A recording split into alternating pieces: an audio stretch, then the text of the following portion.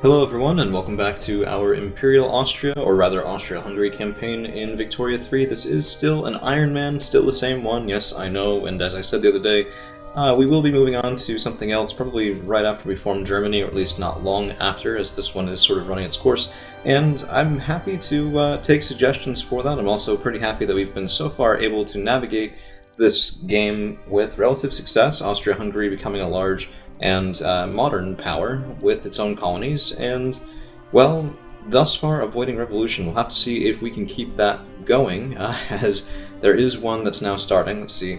Their political strength is up to 50, and that's okay. It's not going to be a revolution right now, but it might mean if we do pass the Presidential Republic reform that we might have to navigate some tricky times. So there will be a little while where a lot of our interest groups are going to say, you need to put this back the way it was. We're not going to go along with this. There's nothing that we'll settle for short of revolution and freedom, and that is not exactly something that I intend to let them do.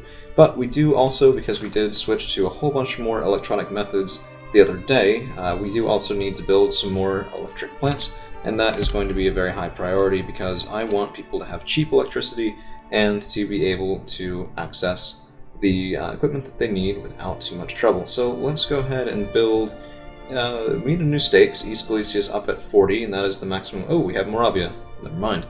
So let's build 5, actually let's build 10 here, just to get started, and then we can build more as these run out. That way we're still going through and expanding our wheat farms in lots of different places to pop people up and out of poverty once more. So we are bleeding a ton of money, and a large reason for this is that the law change has pissed off the armed forces so much that we're paying an additional 25% for their military upkeep, and 530,000 men are not exactly cheap. So that's what that's coming from.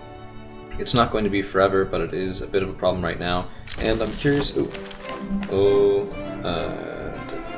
Let's see. Enables wage subsidies. Wait. Is this a free law change?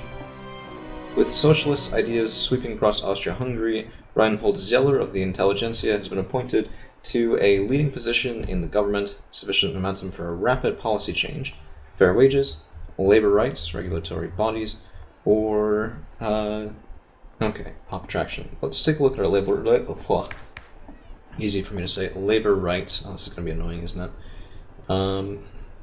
Regulatory bodies and labor rights. I think I might like that. Let's see. So it's better than just serfdom abolished. Workplace safety institution, so additional bureaucracy cost is not great. But reducing danger of working conditions is going to be pretty nice. Okay, I mean, fewer people will die from accidents. Let's go ahead and do that. Okay. Alright. Pissed off the landowners a little bit, but really they were already pissed, so no great loss there. It does mean that we'll need even more. We just built more government buildings, but we'll need even more, and that is beginning to be a bit of a problem. So let's build 5 more in Franconia just to keep us out of the negative. Oof, don't like that so much. Let's see, what's up here? So it's just dangerous conditions. There's no other benefits. I guess it'll help our population growth somewhat, rather mitigate the decline in population from people dying, which itself should increase that rate a little bit. This is just, I mean, it's plus minus population growth minus deaths. This should be, okay, let's propose the peace. We'll conquer Hohenzollern. There it is. Very nice. That's ours. And that just leaves Baden. So, of course, they now have a revolution, which will last for God knows how long. And we do have a truce with them anyway, and I don't know. Getting a border directly with France does have its drawbacks, that is for sure. So, that's okay. Let's see. 179 days there. It's pretty long. Our legitimacy is okay, though, so it's not anything we can really do about it. What else can we do? I mean, we are still bleeding money. Goods for military buildings. Yeah, ammunition's super expensive. Is that just off the 25%? Pretty much, because it looks like right now ammunition's actually cheap. Guns are 7% cheap, ammunition's 19% cheap. you know, this is not looking too shabby. It really isn't.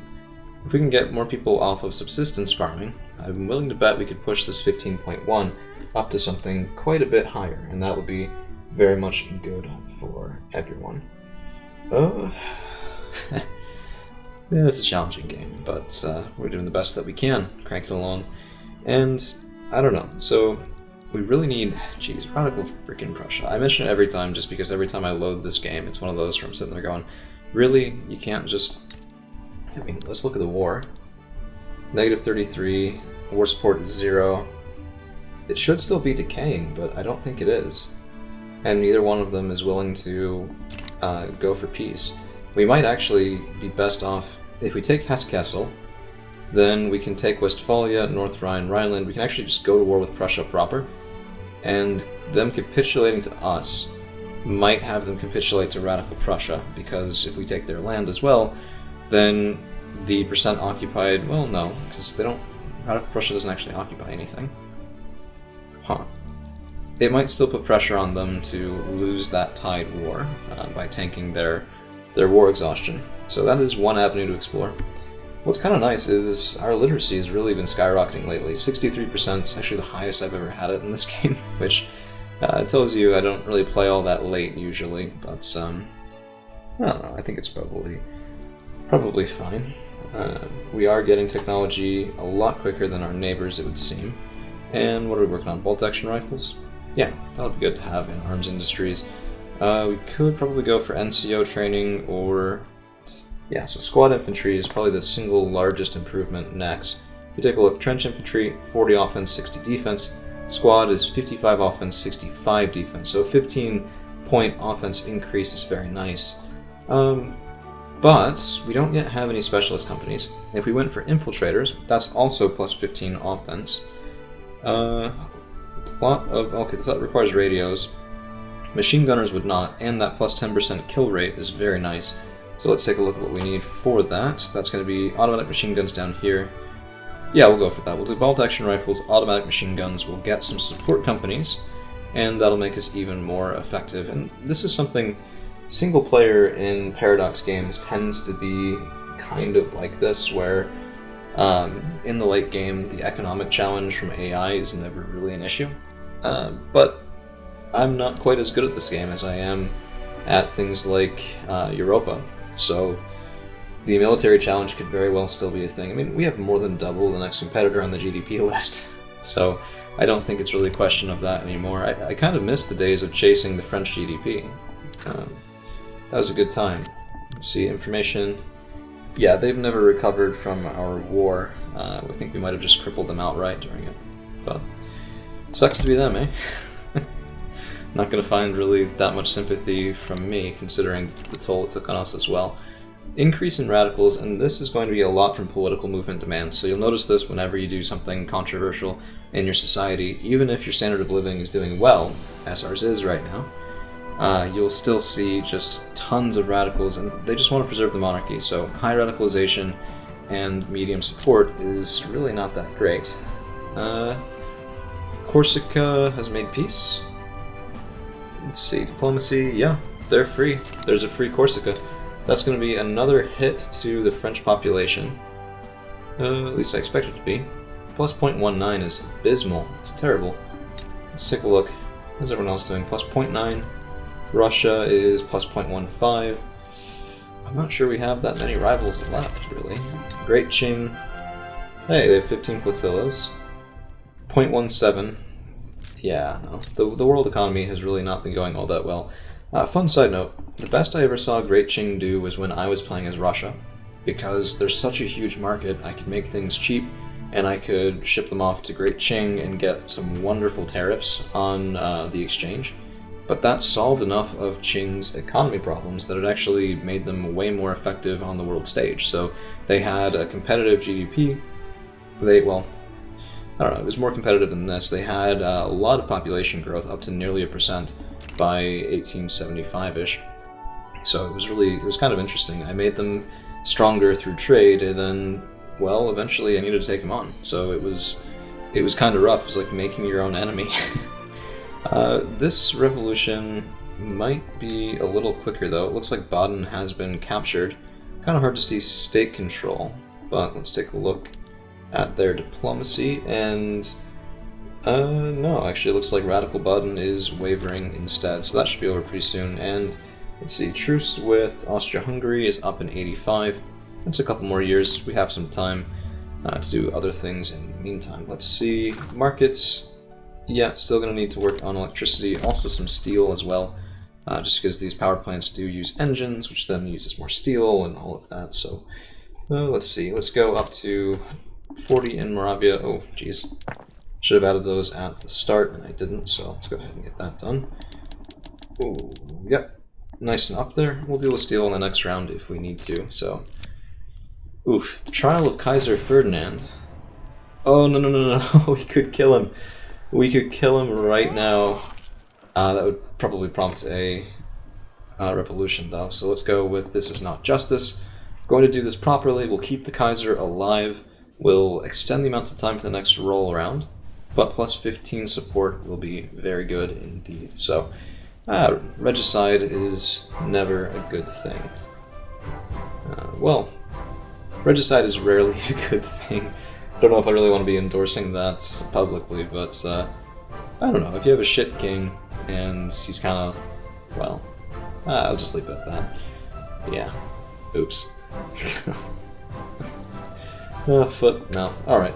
So, low market access in Silesia is going to be a problem. Let's go ahead and get that fixed. I could tell these guys to auto-expand their railways, but that can be kind of dangerous. I've done it before. I've passed laissez-faire before, and it's even worse than in Victoria 2, in my opinion, where people were still idiots, and private investors would build the randomest factories in the randomest places, but in this one, it'll also consume your entire money balance, and they'll stack it up. Like, you think 210 is bad? Switch to laissez-faire and tell me how that goes, because the first time I did, they stocked up 500 factories in reserve. And the thing is, even if there's a market forces calculation being done to inform that, which I don't necessarily believe that there is, but it's possible, even if that calculation is being done, it's being done right when those factories are queued, right? It's not being done over time, so it's going to take 5 years to build all those factories, and in the meantime, you basically you introduce a time lag to an already imperfect calculation. So even if those factories would have been good if they were built right when they were ordered, they're not going to be. It's just not possible. So yeah, it was really not a good thing. Okay, so our impoverished are at -4, middle strata at -4.8, upper strata at -9.2. I do like that quite a bit. I think now we just need a higher number of them, right? So this should be a percentage-based calculation, and if we bring up people, I guess, into the lower strata, I don't know. This is a good question. Clerks, farmers, laborers, machinists, peasants, slave servicemen. This should include everybody. So that's our largest contributor to the value of 15, right? So if we can bring people out of subsistence, then the average standard of living of the lower strata goes up, and since that has the highest weighted effect on the national level, and it's also just the largest group as well, we should get the most loyalists from that. So if you ever need a quick boost to your standard of living, I would recommend focus on your lower strata. It's the largest percentage group. We did just have a general die, and let's see, who was it? Franz Conrad. Oof. I think he was an offensive planner. That kind of hurts. We'll need to replace him. Italy HQ, and nobody really good. Let's go with the intelligentsia then, because if we don't have skill, at least we can get an interest group that will be suitable for us, and that promotion will get them up to 30,000. Yeah, I feel kind of good about that. That should be fine. And on January 17th, 18th, this is going to be all we've got for you guys today, so thank you all for hanging around, and we'll see you again real soon.